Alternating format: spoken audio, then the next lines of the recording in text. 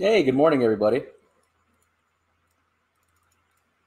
So my name is Stefan Salpus. I am a marketing automation strategist here at Sir Content, and I will be moderating today's session. Today, we'll have a few people speaking. We have Brent Patrick, Jenna Molby, Mimi Claugus, and Olliea Linn, and they'll each have their sessions. And I will go ahead and bring them in.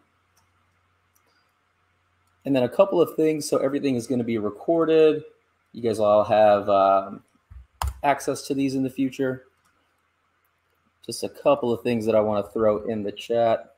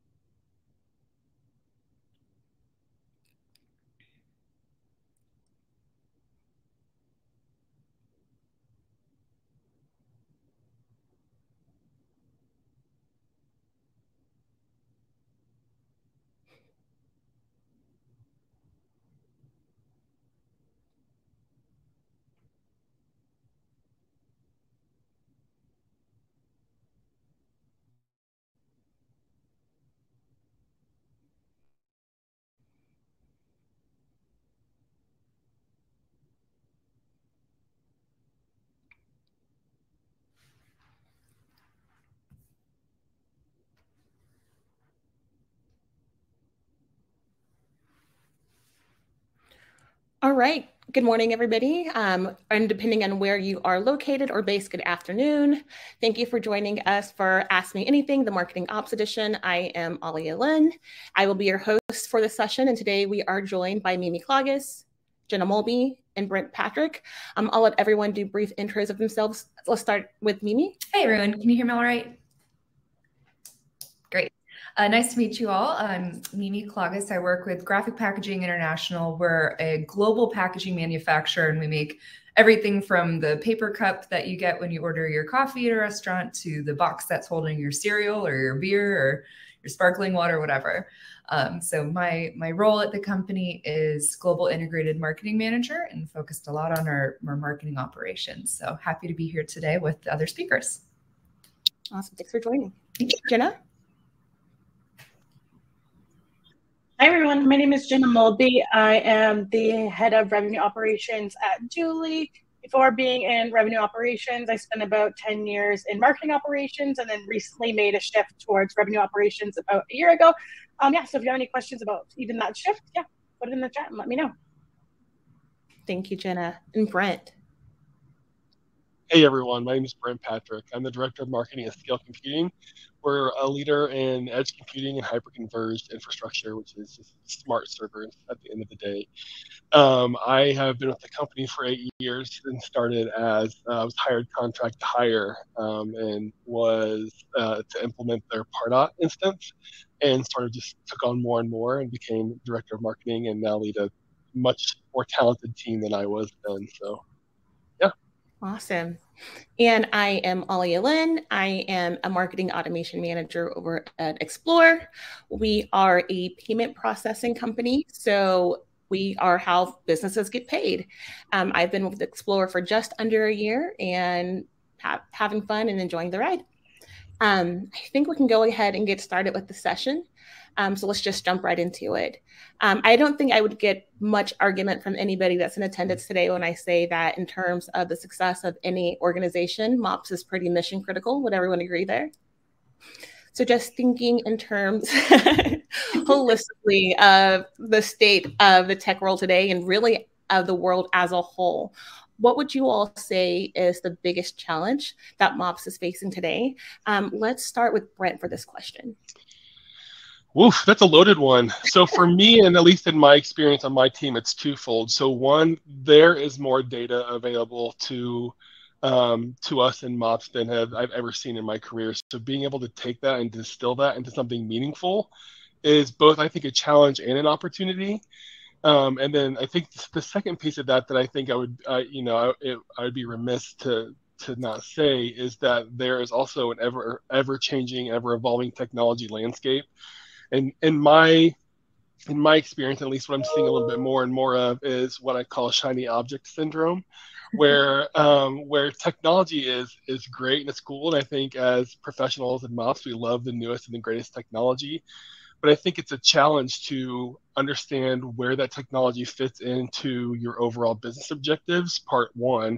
And then part two, what I also see a lot of is folks being really over-provisioned in their technology investments, not leveraging every element of the technology that they're purchasing. So I think it's, for me, just the data that's available to us is overwhelming and the technology landscape is changing a lot. So I think those are two challenges, but I think I like the word opportunity better. I'm a little bit of an optimist in that way.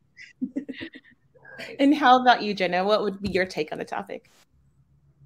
Yeah, I would agree with Brent there. The ever-changing MarTech landscape, even just as a marketing operations professional, how do I learn those skills when there's new technology coming on? Where do I put my time and energy into figuring out what I should learn and how do I learn that? I think that that's like a really big piece right now is, Salesforce has done a good job of having Trailhead and having a community that you can go out to and reach out to for help. But what about all the other technologies that we have to work with in our day-to-day life of how do we learn that? What should be the priority there?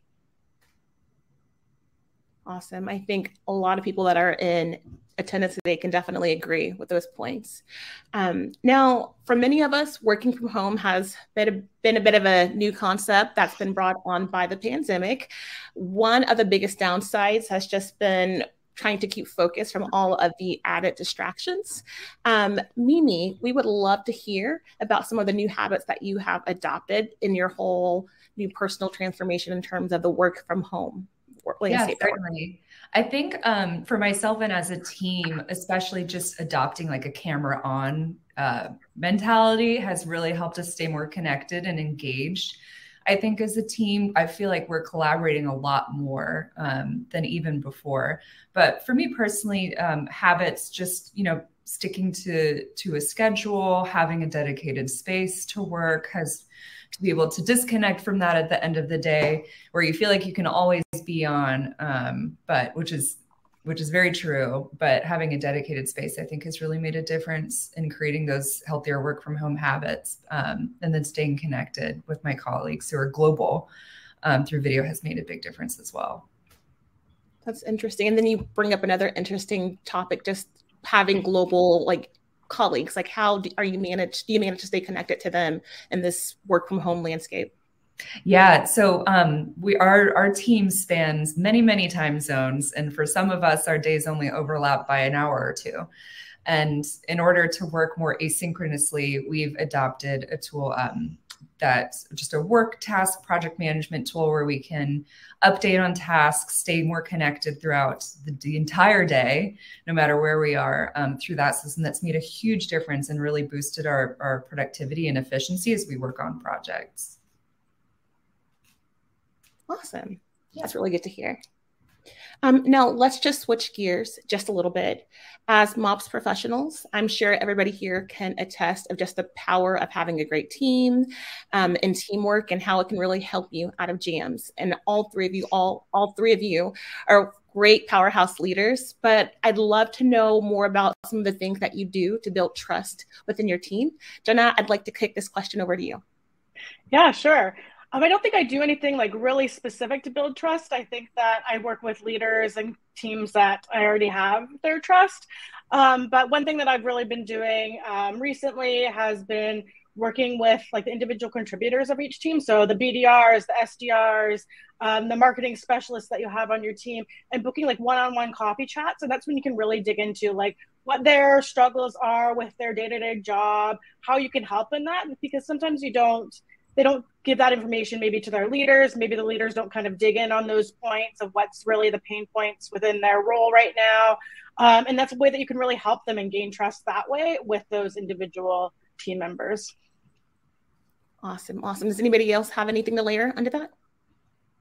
I would say with me, like I've always been, I feel like I've always prided myself on being a good communicator. But a phrase that I've adopted that if anyone from my team is on this, they're going to roll their eyes at probably is what I call team no surprises. And I mean that through all facets of the organization, top down. And what I mean when I say that is if there are surprises, to me, someone's not doing their job, and that's shared accountability across the entire organization from the top to the bottom. And that's everything from, product roadmap changes and updates to, your focal review and performance evaluations. To me, if we're going into a conversation and there are surprises, that means communication isn't quite where it's supposed to be. And so it's not something that I just like tout and a phrase that I use like it's something that I live with them every single day. So I think there are some folks from my team on here, but when we go into any conversations, again, one-on-ones, focal evaluations, product marketing meetings, anything like that, there are generally no surprises. And I think that's a good sign of healthy, open dialogue and communication. Yeah, absolutely. I love that. I'd add on to, thinking about trust up, down, horizontally, throughout the organization, especially with someone that might be reporting to you, just giving them more autonomy and ownership of a project and letting them know that you have that trust in them. And then when I think about like my boss, and she's on high, I try to communicate things that, I'm working on, or if I make a decision, I'm like, okay, I want to make sure this is something she's aligned with, I'll check with her. And then when I think about trust with our sales organization, especially when we're doing certain marketing automation programs, I'll try to demo what's about to happen to let them have a little insight on what it's like on the receiving end. So they feel like they're more in the know of some of the things that marketing is doing along the ride. We're certainly not perfect at that, but I think that it helps build trust and knowledge and excitement and adoption for some of the things that we're doing on the marketing side to help sales. That's awesome. That's a really good take. That's actually kind of brings us to another question that we have, just in terms of like the relationship between sales and marketing. Brent, so as somebody that might be new to the MOPS space, like what are some tips that you might recommend in terms of how to improve those relationships between sales and marketing? This is a really difficult one. And I think especially if, for us at Scale Computing, this is a little bit of a polarizing statement, but I'm going to say it anyway. For us at Scale Computing, our entire marketing organization rolls up to the CRO. So for me personally, I enjoy that because it does help that alignment when there are no, for example, sales leadership meetings, right? Like they're all sales and marketing, they're aligned all the time. But I would say if you're new to MOPS and you want to align yourself better with sales and make sure Jenna touched on this, which I beautifully better than I could, which is have those one-on-one coffee chats, understand what a day in the life is. Ask the BDR manager if you can sit in on some calls. You'd be shocked, like the technology that exists that lets you shadow a call is overwhelmingly insightful. And in my early days at Scale Computing, it was one of the things that helped me best wrap my arms around the sales organization and what they're responsible for. But as a MOPS leader, it is probably annoying how often I reach out to my peers to say, what do you need? Is the channel pipeline lagging? Do we need to be working on some partner enablement programs? Do the BDRs have what they need to meet their quota? What does the team need? And I think just, again, making sure that there's that no surprises, open dialogue across the organization. I can't stress that enough. That's been the way that I've best built that relationship. Jenna, do you have anything to add to this topic? No, I completely agree with Brent. I think you touched on all those points. Awesome. Yeah, I'd add for certain, I know in our sales organizations, really finding that like cheerleader. So it's kind of like finding someone to infiltrate a mole on their team that's advocating on our behalf. So doing a pilot project, working on something with maybe like one sales team, one sales leader, and then having them go, sing the praises of whatever you've been working on, so you get buy-in from that side too, I think has been effective. That way you're speaking the same language and, trying to build that trust and that alignment internally, instead of it just coming from marketing. You're doing it together. That's a great point. I think it's easy early in my career that felt uncomfortable because it felt intrusive almost. But I think one of the things that they say a closed mind is like a closed parachute. I think it's true, and it applies here, right? Is the more that you open yourself to the sales organization and show them the inner workings of marketing, they're certainly going to poke holes in your work and they're going to ask questions. But what I think you'll find, if you're open to it at the end of the day, is that it's going to make your work that much more thorough and that much better. And you're going to support the sales team in a way that was untapped before. I agree. I know that there are people that are listening that might not feel as comfortable maybe going to the sales team. Are there any tips that y'all might recommend for just helping them be comfortable enough to go to the sales team and be like, hey, we're trying to learn more about your processes. What would you recommend?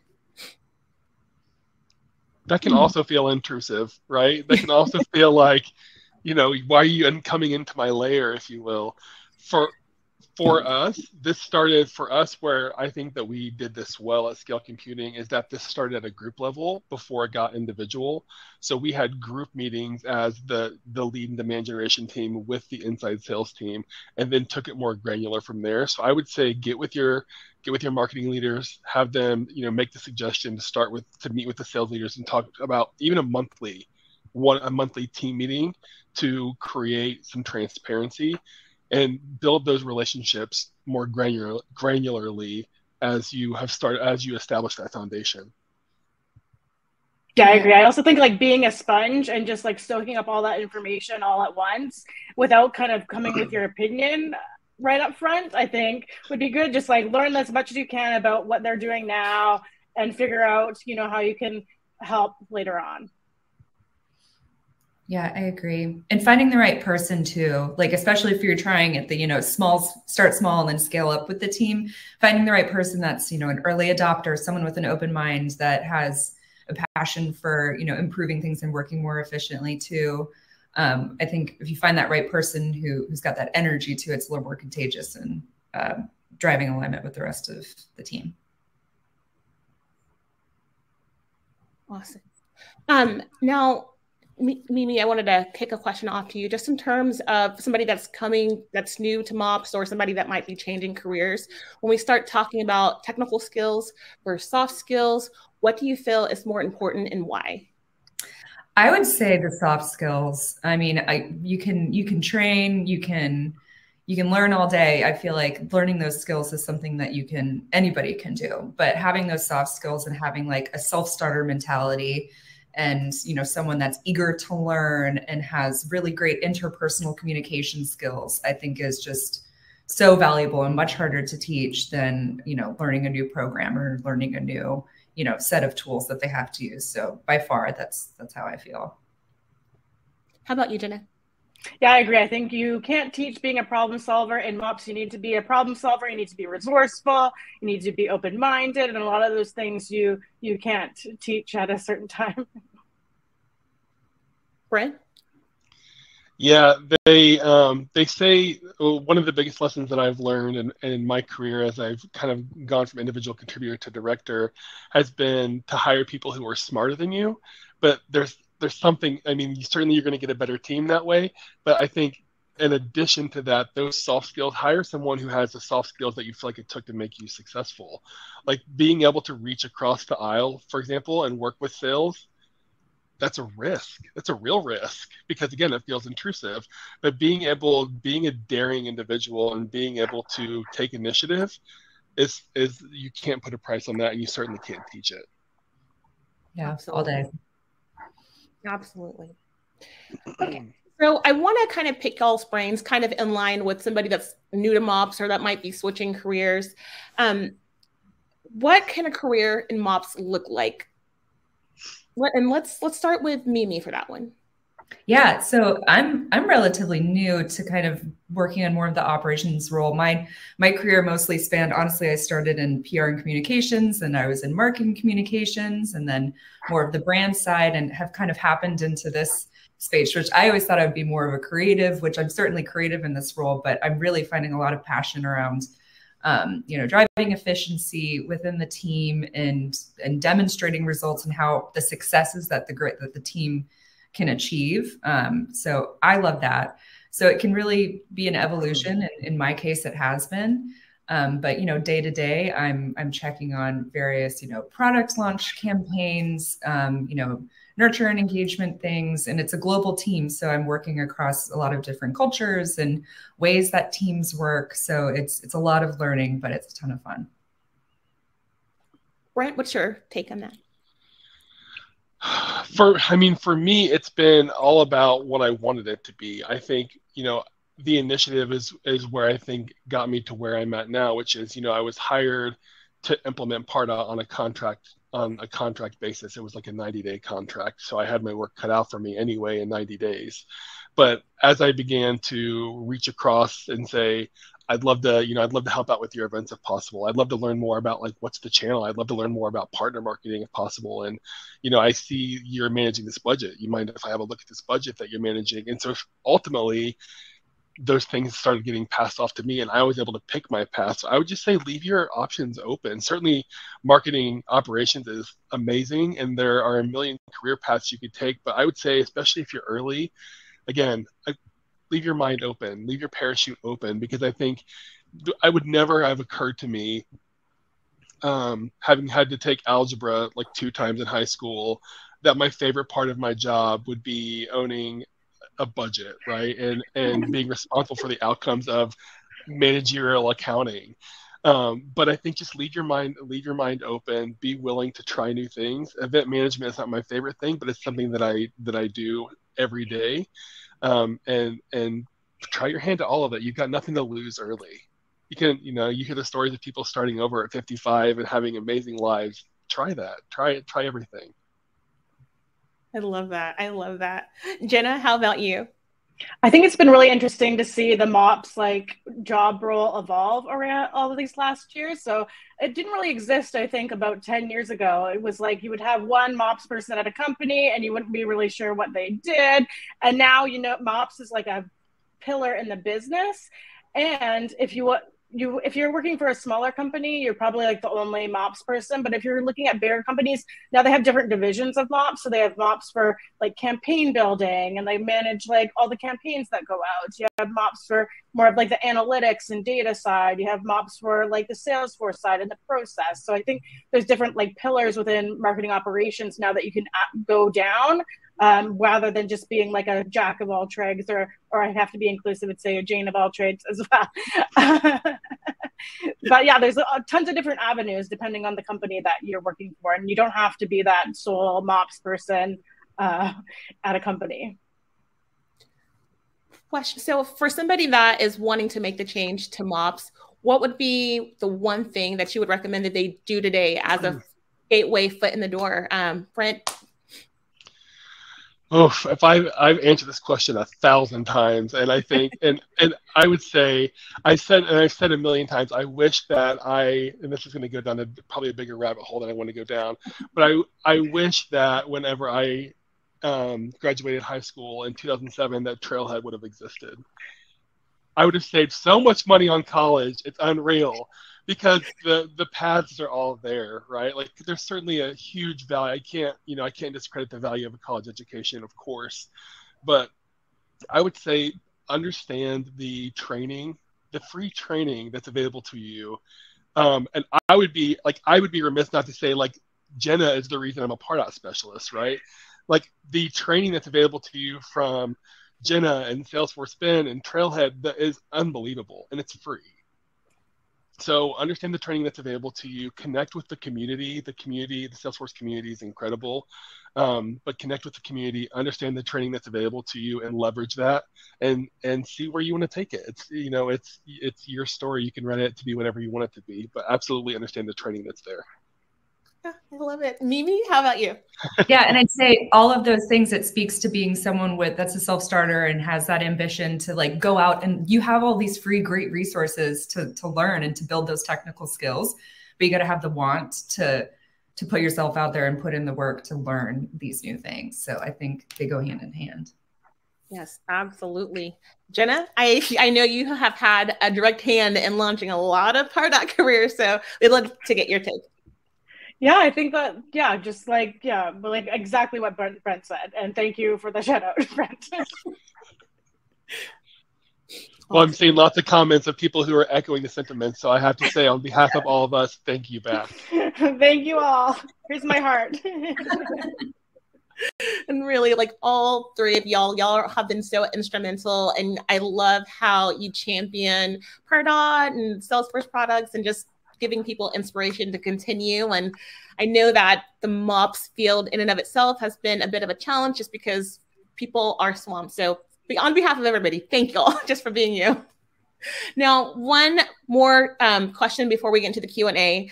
What piece of advice would you give to existing MOPS people? I know that people are swamped and there are a lot of things that kind of fall onto the plate of MOPS. So just that one piece of advice, like, what would y'all give someone? Mimi, let's kick this question off with you. Yeah, for us, and I think this also goes with a question I just saw on the side, is how to prioritize. For us, it's really ranking, or, you know, thinking about what impact is this particular project going to have on our business? Like, how does this align with our high level goals that we're trying to achieve, and prioritize against those? You know, people might be louder in their requests for your support in something, but it might not have as much, you know, bang for the buck as something that you should really be focusing on. So I think focusing on those ones, those projects, those things that really align with the business objectives is how to prioritize for us, certainly. Brent?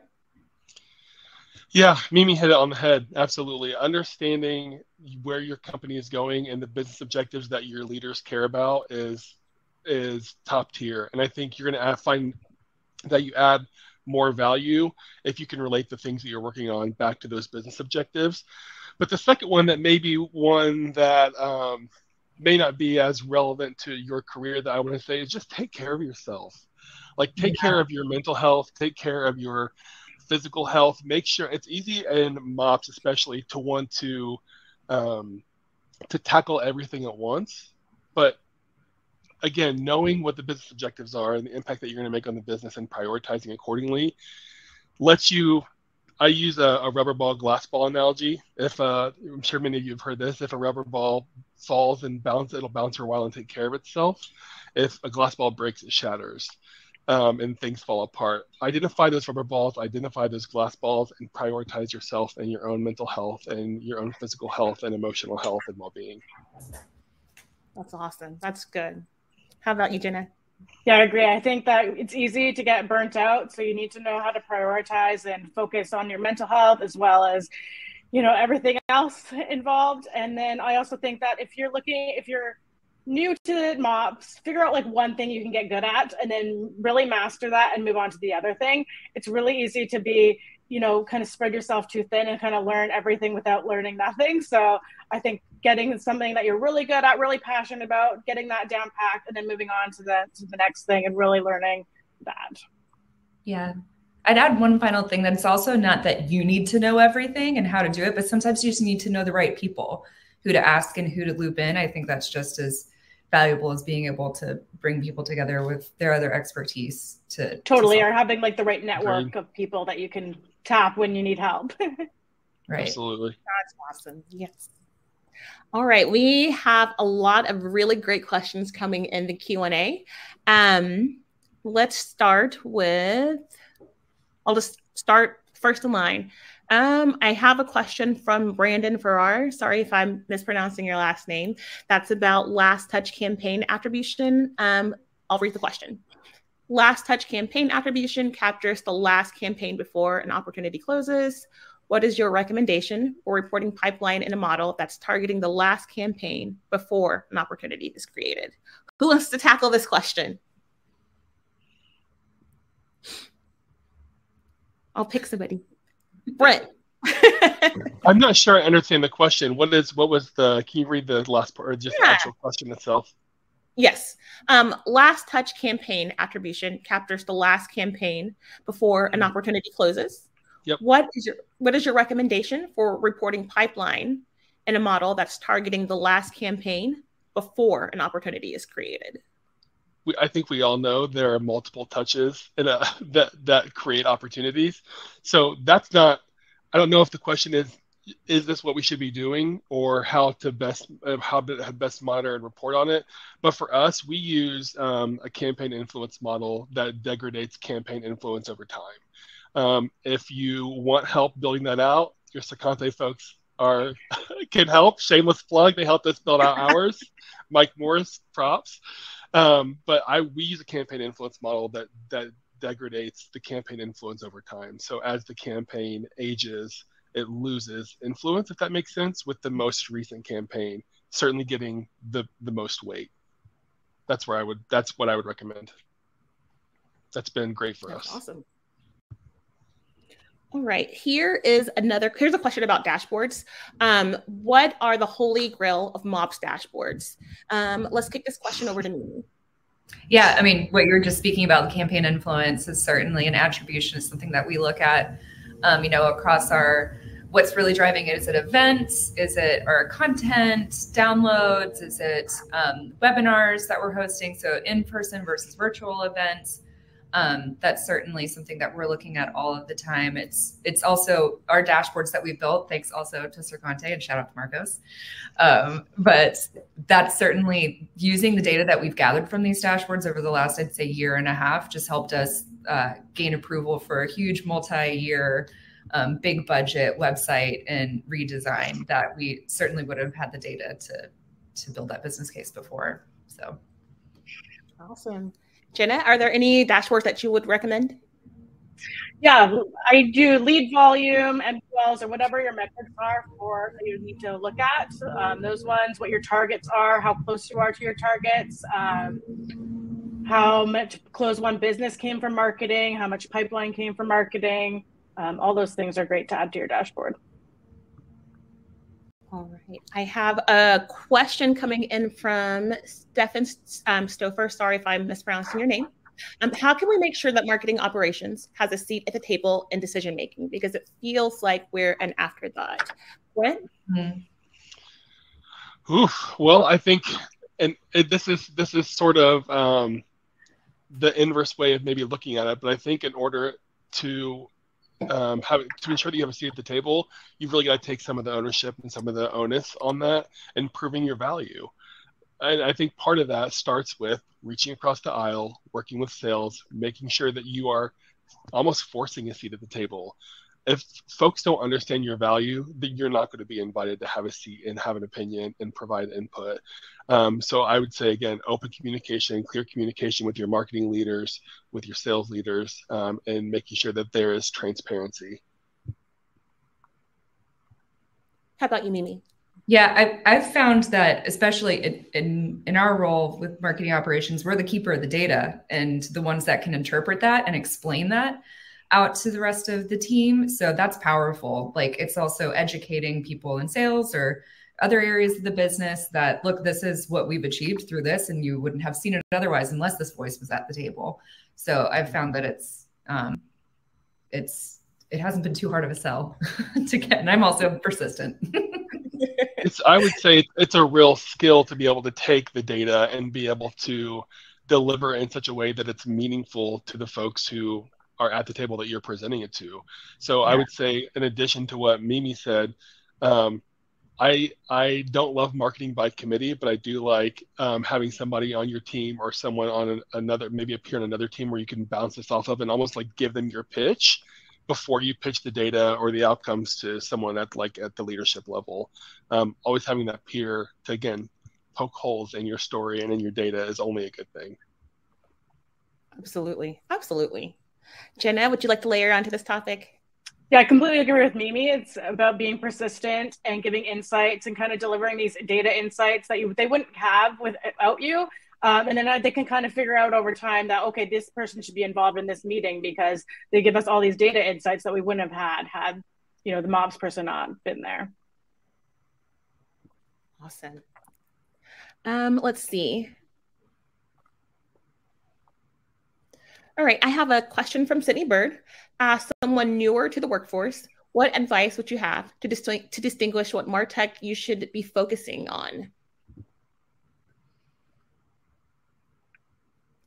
Let's go to Mimi for this question. Yeah, I think it depends on your business and how your sales organization operates. Like for us, you know, we do marketing, we have our marketing automation tools, but we also still do a lot of one-to-one selling. And so enabling our sales teams with the content and the materials that they need, but I still want to gather the data on how it's being used, if it's being used. So it kind of depends on how your sales team operates. That's the way I think about it. There's so many options out there, but it's like what really fits the way that people are actually going to work with it. Yeah, you have to figure out the also. Okay. No, you're good, Jenna. Yeah, you have to figure out the business requirements and then figure out what the best tool is from there. Otherwise, you're just going to get a tool that doesn't fit your requirements and how you actually work. Yeah, absolutely. I mean, I think for us, we sell exclusively through the channel. So enabling our channel partners is our path to market. And that's where we are focused. So understanding how, like Jenna said, understanding how the sales team works, how your company goes to market will help you prioritize the MarTech. Awesome. All right, let's do one more question. This one coming in from Anna Parks. How do you coach a team who's new to digital marketing and marketing ops as far as the time and effort when designing automated customer journeys? I think there is an expectation that some of the work happens automatically and some gaps in marketing strategy, messaging, or process to fill. Any suggestions there? Jenna, how about you? I don't really have that issue, so I can't really speak to that. Maybe that would be a better one for Brent. I know that you have a larger team. Yeah, so for us, this has been, again, and I think this is one of the themes that I didn't expect to be consistent through the day, but it has been, is we don't, and I say this to my team regularly, we don't have the luxury of operating in silos. We don't have an option other than to reach across the aisle. So for us, part of building out that customer journey has been working with right alongside of our product team, making sure, they're the ones that are out in the field talking to your customers, especially on lost calls, which, might I add, if you don't listen to lost calls as a marketer, it's a massive missed opportunity. But they are the ones who are going to be who understand your buyer personas more than anyone else. They're the ones who are going to be able to influence your nurture and what content they should be placed at each stage of the buyer's journey. So again, reach across the aisle, talk to your sales team, talk to your partners, talk to your channel team, listen to those lost, even win calls, even, I suppose, but the lost calls have been really invaluable to me in understanding what maybe marketing could have done to get in front of a loss. And Mimi, how about you? What's your take on this? Retweet. I'm just kidding. Yes. So I lied. Then in that case, we do have time for one more question. And this is about just tools for syncing Pardot and Salesforce dashboards. This question is coming in from Oliver Moss. Regarding reporting in dashboards, what do you recommend as a tool that, oh, well, the question just went away. Sorry. Okay. Best way to track ROI by campaigns, Amir Johnson. Mimi. I'm not doing anything fancy. When I'm setting up a campaign, I'm putting in the budget cost. And then when I look at our campaign influence dashboard or, the dashboards I have for various events or ad campaigns or whatever, I just look at the opportunities against the cost of the campaign. So nothing fancy over here. Yeah, I would echo that. I would say that I mean, for us, we do have that campaign influence model that Mike helped us build. And so we're looking at both hard ROI as well as what I call revenue share, which is, what's been influenced by the campaign. It's nothing fancy. I think it takes, again, some cross-functional work and conversations, but to stand it up is fairly easy. And yeah, absolutely. It's a campaign influence. Yeah, we do the same thing, same exact thing. All right, y'all, we have just over 3 minutes left. I'd love to get some parting thoughts from the three of you. Let's start with you, Mimi. Oh, I guess, yeah, for anybody here that's considering, a role like this. And I loved, Brent, that you brought up about, algebra multiple times in high school. And you're like, now I'm managing budgets. It really, I didn't think that, more of an operations role would really suit where my career would go. I just really saw myself as a creative and in many aspects I still am, but I've just loved it. So trying new things and exploring different, parts of marketing or outside of marketing has been really rewarding for me. And I encourage people to just try new things. Awesome. Brent, we'll kick it over to you. Yeah, I would say if you're early and are still looking to identify kind of what your path is, find a good mentor. And this doesn't have to be a formal mentorship program. I think people overcomplicate and undervalue the impact that a good mentor can make on your career. But find someone who you can, to Jenna's point, grab coffee with once a week or once a month and bounce ideas off of, and someone that you feel like you respect and that's going to help grow you. That to me has been invaluable. Find a good mentor and keep your mind open. Don't, make no assumptions. If one door opens, let it open. Walk through it. It'll be fine. Don't worry about where you land. You'll be fine. Jenna? I love that, Brent. Yeah, I think I never thought I would be in marketing ops / revenue ops. I think that it's a great career path. And yeah, like Brent said, get a mentor, reach out to people. The whole community, the Trailblazer community is really supportive, and you can learn a lot from everybody there. Awesome. Well, y'all, we are at the end of our time today. We want to thank everybody for tuning in and joining us, and for also sending in such great questions.